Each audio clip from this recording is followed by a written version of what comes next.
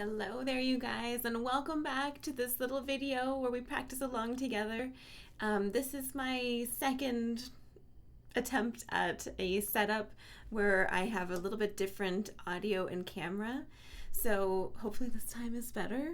But I really appreciate your patience with me as I'm kind of figuring out this new and hopefully better sound and video and everything set up for you.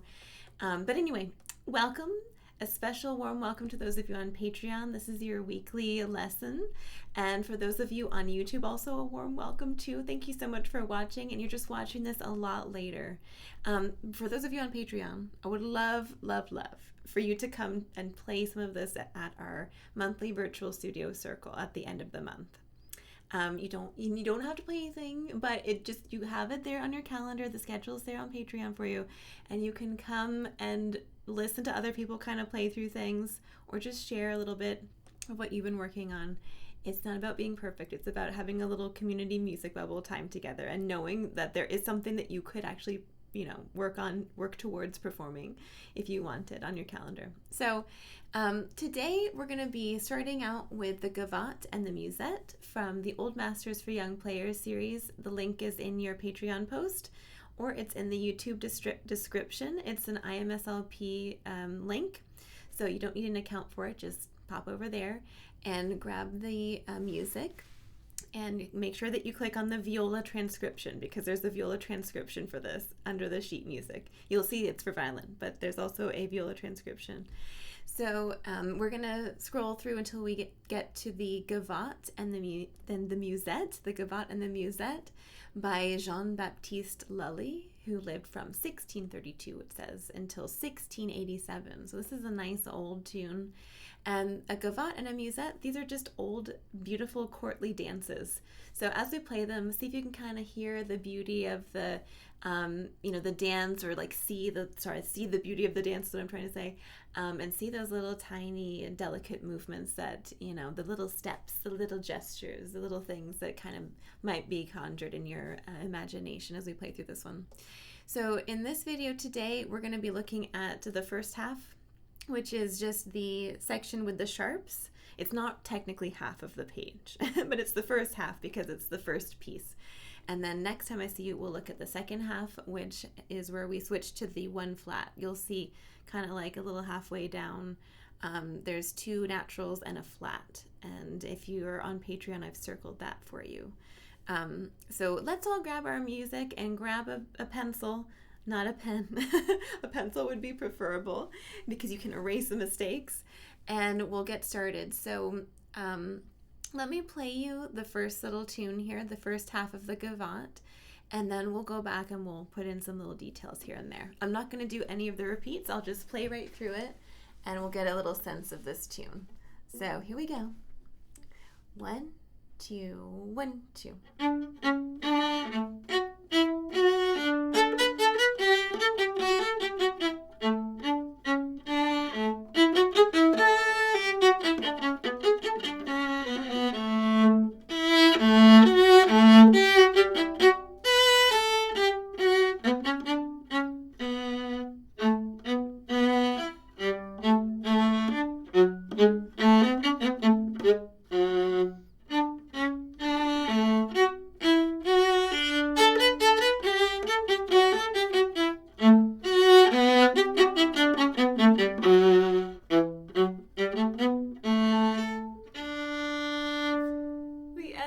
Precious. I really like the end. So let's grab our pencil, let's put in some little details and have a little music theory moment together. So let's look at the very beginning. Let's circle those first two sharps there. And the two sharps are, do you remember the order of the sharps? Father Charlie goes down and eats breakfast. So we have Father Charlie, F sharp and C sharp, and that's going to help us figure out our little roadmap for our left hand and know where our fingers go, unless there's an accidental or something. So let's go ahead and get that first.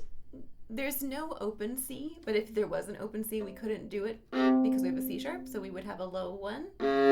We would also use first finger for the note D.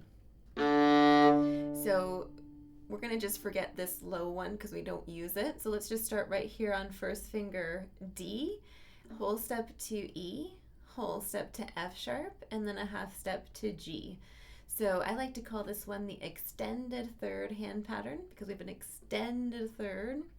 And then on the G string we have G, a whole step to A, whole step to B, whole step to C sharp, and half step to D. So it's the exact same hand pattern, which is nice. Although not a nice hand pattern to have on the bottom two strings, it's kind of a stretch. Let's go to the D string. So we have D, E, F sharp, G, and A here on the D string. And on the A string, we have A, B, C sharp, D, and E. So we only have two hand patterns for this key signature. So we've got this basic hand pattern. This is the first hand pattern we usually learn, so I just call it the basic hand pattern. And we've got the extended third on the G string and on the C string. All right, so feel free to pop that in your music if you want to write the hand patterns in. Extended third plus basic might be helpful.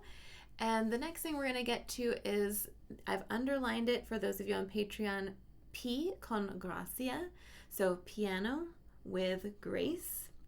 So we're going to play nice and quietly. I've also made a little note for those of you there on Patreon, FB for fingerboard, since it's piano. It's a good place to get that kind of light, delicate, kind of vague sound. So fingerboard plus LH for lower half of the bow. The reason why we're going to be in the lower half of the bow is because there's a dot. That's the next thing. There's a dot over a lot of those notes. And you might remember that the dot has a few meanings. It could be on the string but separated like this. But it could also mean like a spiccato or a brush-ish stroke. So we're going to go for the more brush or the off-ish sound.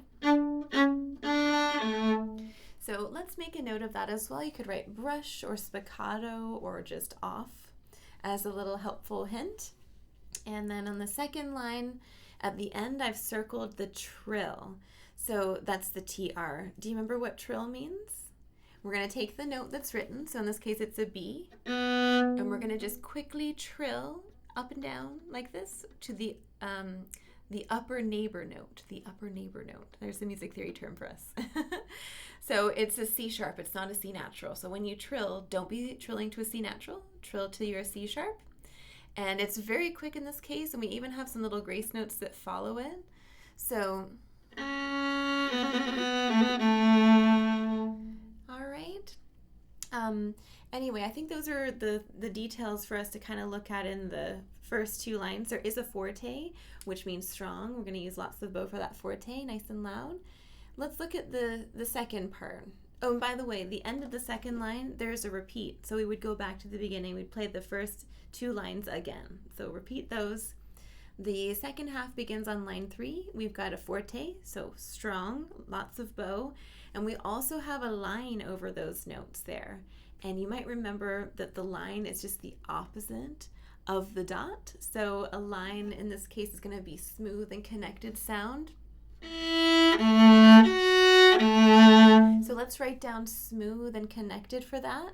We also have dots that appear later on as well, so you can circle that next little dot that you see. And there's even an accent in one of the coming measures. So the accent looks like this, is that little greater than sign. And we're going to do that by just applying a little bit of weight with the first finger. So I'm going to grab the string with the first finger and just kind of gives you a bite. And then let's see if there's anything else. Let's look at the end of this section right before the key change. So I'm going to look down at line 1, 2, 3, 4, 5, 6. Line 6, in the middle of that, you'll see there's a repeat. There's also another repeat on the opposite side. That's for the next section. But the inner repeat also has the word fine there. And fine is just where we're going to actually end eventually. But that would be after playing through the entire song, going back to the top and playing through all the repeats again and then ending at that fine there. So it's got a little roadmap, as I like to say. Okay, the last thing that I want us to kind of write down is maybe an idea of a tempo range to aim for. So it says at the top, tempo di gavotte, and since it's a dance, we don't want to go too slow. Of course, when we practice, we need to practice it slowly, but when we kind of play it, we want to aim to go a little bit faster. So if you think of, you know, maybe the slowest that you might want to play it. Dun, dun, da, da, da, da, da, da, da, da, da, da. Let's go ahead and figure out what that is. So I'm going to just pop over here with a metronome. There's this awesome tap function. Watch this number over here. Dun, dun, da, da, da, da, da, da, da, da, da, da, da. So it's kind of around 68-ish. I'm going to put it at 72. So grab your pencil and let's write down a quarter note equals 72. And then maybe the fastest speed that we might want to play it or try to play it. Dun, dun, da, da, da, da, da, da, da, da, da, da, da. So a little bit faster.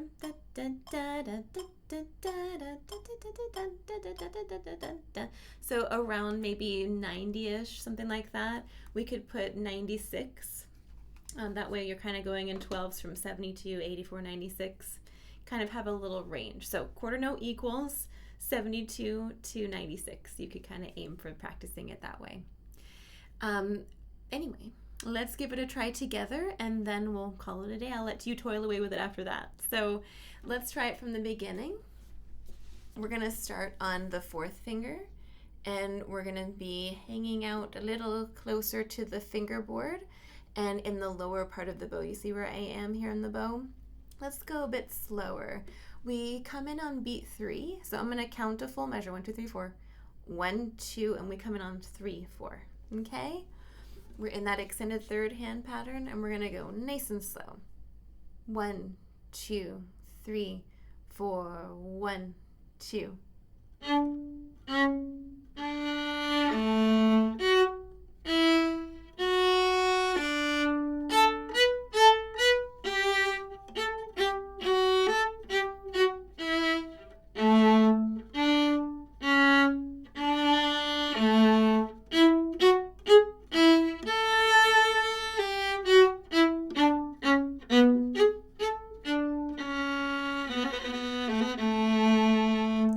Top. Let's see if we can get the dynamics a little better.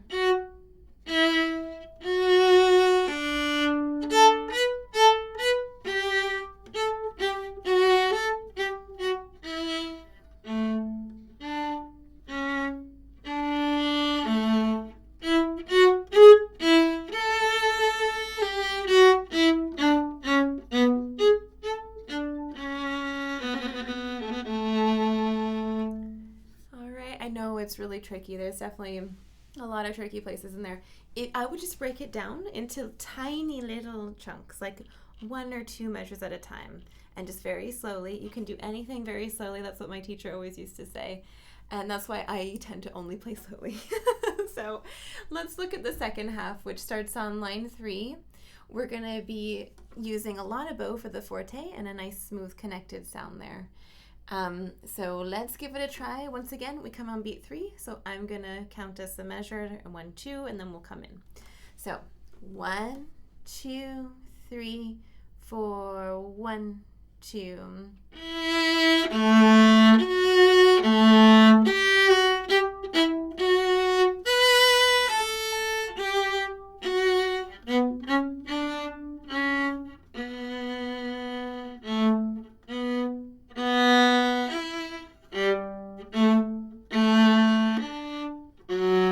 Step to the G sharp.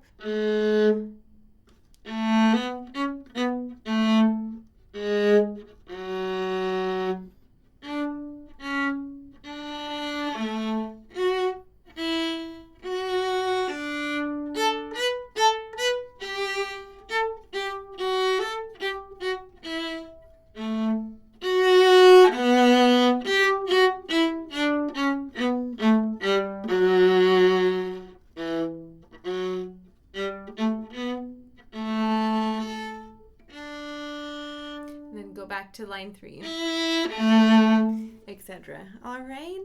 So you guys, I hope you enjoy this one this week. Let me know how you're going with it. I hope to see you at some of our group classes and virtual studio circles and guest artist classes. And I'd love to hear your comments on YouTube as well. Thank you so much for being here with me today. I hope you learned something and you had fun, and I will see you very soon. Bye.